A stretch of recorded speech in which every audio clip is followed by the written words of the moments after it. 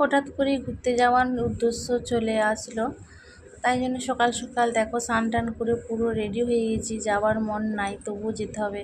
ওই জন্য একটা ভিডিও বানিয়ে ফেললাম। দেখো ভিডিও বানাচ্ছিলাম, সেটাও তোমাদের সঙ্গে শেয়ার করলাম। কেমন লাগছে কমেন্টে জানিও। এদিকে দেখো আমরা স্টেশনে চলে এসেছি। স্টেশনে এসেছি অনেকক্ষণ, কিন্তু ট্রেন আসেনি। তারপর আমরা ট্রেন লাইনে বসে থাকতে থাকতে প্রচুর খিদেও পেয়ে গেছিলো।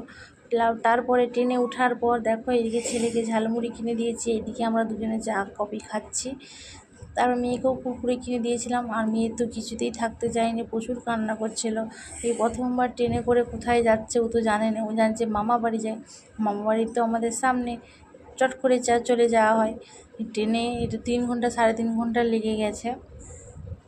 আর কদিন লাগবে সেটা আমরা নিজেরাও জানি না কদিন লাগবে।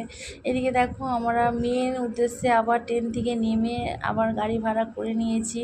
মাঝপথে আমাদের কুটুম বাড়ি ছিল, সেখানেও নেমে হালকা ফুলকা নাস্তা করে আমরা গাড়িতে উঠে পড়েছি। এদিকে দেখো শহরটা এত সুন্দর লাগছে, খুব ভালো লাগছে। প্রথমবার অনেক দিন পর শহর দেখলাম। আগেও আমি বাইরে ছিলাম যখন, খুব ভালো লাগতো। আবার অনেক দিন বাড়িতে থেকে গিয়েছিলাম, ওই জন্য আবার বেরিয়েছি বেরিয়েও করতে। আর শহরটা তো দারুণ লাগছে। তোমাদের কেমন লেগেছে অবশ্যই কমেন্টে জানিও। আবার তোমাদেরকে আমি নতুন নতুন ভিডিও দেবো, সেটাও আমি জানি না কবে দেবো। আর এই স্টেশনটা কোথাকার স্টেশন অবশ্যই তোমরা কমেন্টে জানিও বন্ধুরা। আর আমাদের কত ব্যাগ হয়েছে দেখছো। তাহলে ভিডিওটা যদি ভালো লেগে থাকে অবশ্যই